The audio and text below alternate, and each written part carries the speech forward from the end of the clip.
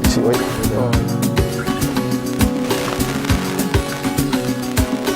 Alors, Doudou, tout à l'heure, dans ton exposé, tu as parlé des entrepreneurs. Je sais que sur le terrain, parmi la multitude d'entrepreneurs, il y en a de plus en plus qui viennent de l'extérieur, des entrepreneurs immigrants. Ma foi, je sais que ces personnes-là rencontrent des fois des difficultés sur le terrain. Est-ce que tu penses que le mentorat pourrait être pour ces personnes-là, j'allais dire, d'une grande utilité? Mais le mentorat devient même incontournable pour ces personnes, que ce soit pour le programme des immigrants investisseurs, que ce soit aussi pour les immigrants qui ont développé également cette compétence au Québec ou qui cherchent également à se lancer en affaires. Oui. Le mentorat devient incontournable dans le sens où ils arrivent dans une nouvelle société avec des nouvelles règles, avec de nouvelles législations, mais en même temps ils n'ont pas de réseau, donc ils ont besoin également d'avoir des mentors qui vont leur permettre aussi d'élargir leur carnet d'affaires, tout en respectant aussi la confidentialité, tout en respectant aussi le principe de concurrence non déloyale, tout en respectant aussi également l'esprit également et l'éthique également du mentorat. Ces entrepreneurs immigrants ont besoin de cet outil aussi pour pouvoir également développer leur esprit critique par rapport soit à des produits, par rapport à des projets, mais ils ont besoin aussi des mentors qui leur feront comprendre aussi la nécessité aussi d'être accompagnés par des agents de développement pour le côté étude de marché, pour la réalisation plan d'affaires ou aussi recherche de financement. Parce que nous sommes dans une société qui offre ces possibilités. Il y a des structures qui vont donner des aides liées par exemple au financement, à la création ou à la consolidation également d'un projet. Mais aussi les instructions sont diverses et variées. On peut citer nommément les Carrefour Jeunesse Emploi, il y a les corporations de développement économique communautaire, il y a les SAGE aussi, il y a les centres locaux de développement, etc. Donc au Québec, il y a cette possibilité-là. Le Québec mise beaucoup même sur les entrepreneurs parce que le taux d'entrepreneuriat est très faible comparé à l'Ouest canadien, mais en même temps aussi, les gens parlent de plus en plus de cette possibilité parce que la création d'entreprise est une création de richesse. Mais aussi, il faut création de richesse, aussi volet aussi environnemental, social, si on fait un clin d'œil à l'économie sociale et solidaire. Tout à fait, oui. Effectivement, donc le mentor pourrait effectivement montrer la voie au secteur de l'économie qui ont le vent en poupe. Tout à fait. Tout à fait. Okay, excellent. Mais Doudou, je sais que toi, tes réflexions, tu les traduis aussi sous la forme d'articles.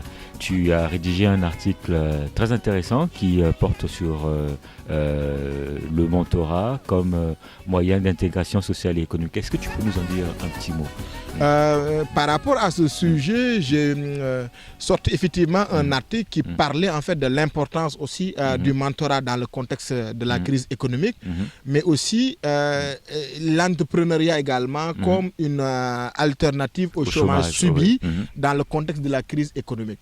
Je pourrais dire de la même façon que compte tenu des difficultés qu'éprouvent certaines personnes immigrantes qui ont été au Québec depuis 5-10 ans et qui n'ont pas malheureusement trouvé leur voie au niveau de l'intégration en emploi, l'entrepreneuriat devient de facto un outil déclencheur de création d'emplois. Excellent. Évidemment, tout le monde n'est pas entrepreneur, mais comme je disais, avec un accompagnement, un suivi, c'est quelque chose également qui peut fonctionner.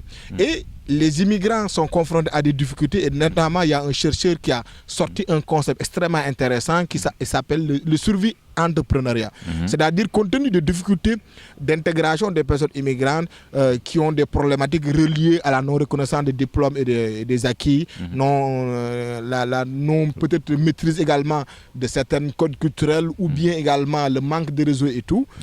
Parfois, ces personnes immigrantes sont obligés véritablement de se tourner vers l'entrepreneuriat l'auto-emploi.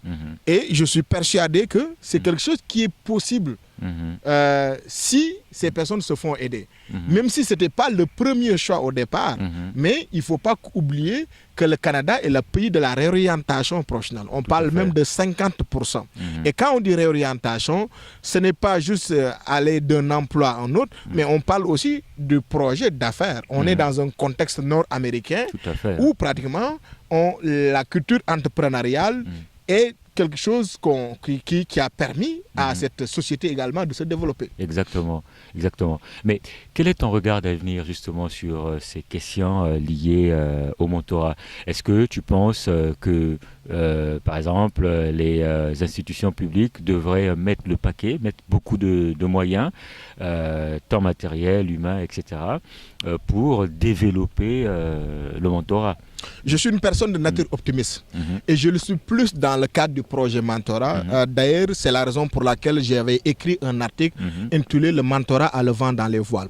Parce qu'à l'heure où on est actuellement au Québec ou même dans le monde entier, la transmission de savoir et de connaissances devient une denrée rare. Exactement. On a des baby boomers qui vont partir à la retraite et évidemment, les institutions sont en train de voir comment éviter ce gaspillage également de compétences. Évidemment, il faut aussi qu'ils penchent à éviter le gaspillage de compétences des immigrants, des médecins, et de suite. Mais si on revient à la question proprement parlée du mentorat, c'est devenu un élément sur lequel l'économie va se pencher forcément, parce que quand vous êtes un employeur, vous avez besoin également d'avoir des compétences qui viennent enrichir également votre entreprise. Exactement. Et les personnes d'un certain âge également vont partir à la retraite et de ce point de vue, on va même pas on va leur permettre aussi de pouvoir transmettre les compétences, les informations aux jeunes. Mais on va aussi permettre également à la nouvelle génération d'acquérir également de nouvelles connaissances, de nouvelles compétences.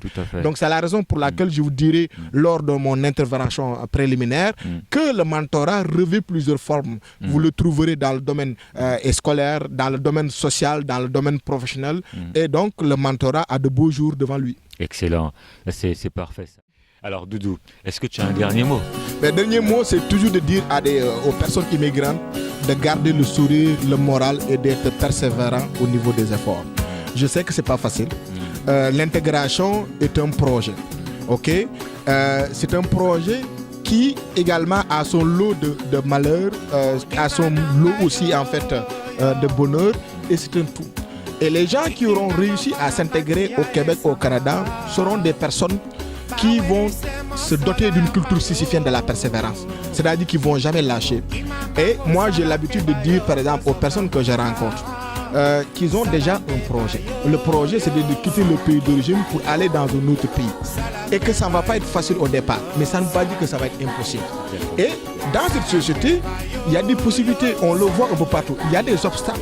Et Doudou, écoute, merci beaucoup d'être passé nous voir. Ça me fait plaisir. Et je pense que, vu la pêche que tu as dégagée là, ce ne sera pas la dernière émission.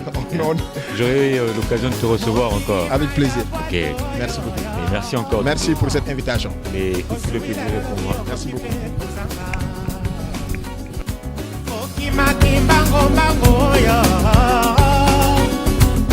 Talalelo suki se na zela